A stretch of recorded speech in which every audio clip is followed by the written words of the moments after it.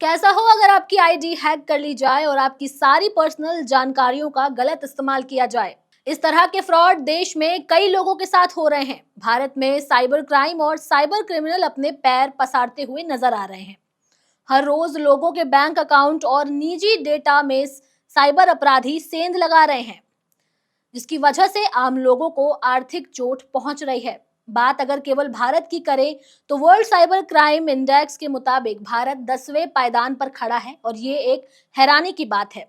पिछले कुछ दिनों से टेलीग्राम ऐप चर्चा का विषय बन चुका है, क्योंकि अब टेलीग्राम हैक के कई मामले सामने आ रहे हैं। वीडियो में आगे बढ़ने से पहले आप हमारे चैनल द हिंदी टॉप को सब्सक्राइब करें, बेल आइकन को जरूर दबाएं ताकि आप तक पहुंचे हर खबर सबसे पहले। आपको बता दें कि मैसेंजर ऐप टेलीग्राम को अब मैसेज करने के अलावा और कई कारणों की वजह से जाना जाता है। फिलहाल एक ऐसा मामला सामने आया है जिसमें यह देखा गया है कि आपके टेलीग्राम से कोई और मैसेज कर रहा है और आपको इस बात का जरा भी अंदाजा नहीं है। हाल ही में साइबर ठगी के जितने भी मामले सामने आए हैं, उसे देखकर अनजान लोगों पर यकीन कर पाना मुश्किल हो गया है। नए तरह के फ्रॉड में टेलीग्राम पर लिंक भेजा जा रहा है। ये लिंक आपके किसी करीबी के नंबर से आता है। लोग भरोसेमंद व्यक्ति के नंबर से आए मैसेज को देखकर लिंक पर क्लिक कर देते हैं। यहाँ आपको जानना होगा कि किसी भी अनजान लिंक पर क्लिक करना फ्रॉड के जाल में फंसने जैसा है।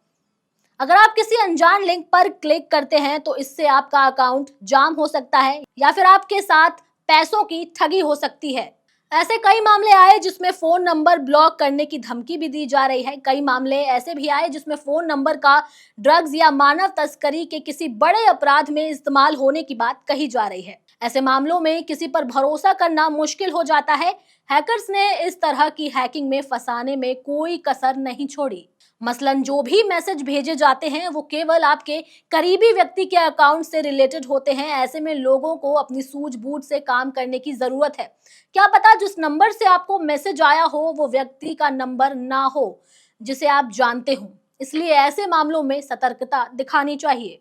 पहले भी कई ऑनलाइन फ्रॉड के मामले देखे गए हैं। हालांकि सरकार ने इस पर काबू पाने के लिए कई सिस्टम डेवलप किए हैं। इस बीच सरकारी आंकड़ों से ऐसा पता चला है कि इस साल 1 जनवरी से 11 नवंबर तक देश में 14,41,717 साइबर अपराध के मामले दर्ज कराए गए हैं। इन सभी मामलों में निवेश घोटाला, नौकरी घोटाला, डेटिंग घोटाला, धन वापसी घोटाला जैसे कई बड़े बड़े फ्रॉड सामने आए हैं। सरकारी आंकड़ों से ये पता चला है कि इस साल की पहली तिमाही में डिजिटल अरेस्ट के नाम पर देश भर के लोगों से 120.3 करोड़ रुपए ठग लिए गए हैं। पिछले 3-4 साल में साइबर फ्रॉड के मामले ज्यादा बढ़ गए हैं।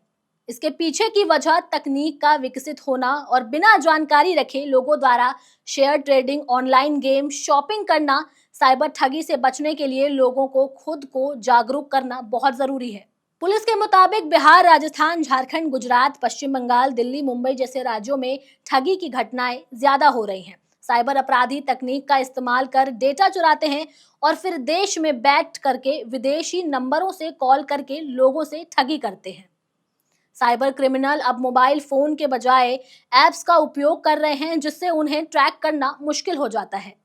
अभी हाल ही में साइबर क्राइम से जुड़ा एक मामला सामने आया था। ये मामला सोनीपत का था, जिसमें साइबर ठगों ने मनी लॉन्ड्रिंग केस का डर दिखा करके रिटायर्ड अधिकारी को डिजिटल अरेस्ट करके 1,78,00,000 रुपए ठग लिए।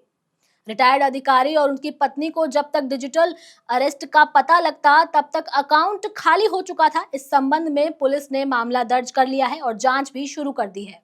इस तरह के डिजिटल अरेस्ट के मामले हाल फिलहाल में काफी आम हो चुके हैं। इससे बचने के लिए आपको सतर्क रहना चाहिए। फिलहाल के लिए इस खबर में इतना ही। ऐसे ही और खबरों के लिए सब्सक्राइब करें द हिंदी टॉप को और हमें एक्स यानी ट्विटर, फेसबुक और इंस्टाग्राम पर भी फॉलो करें।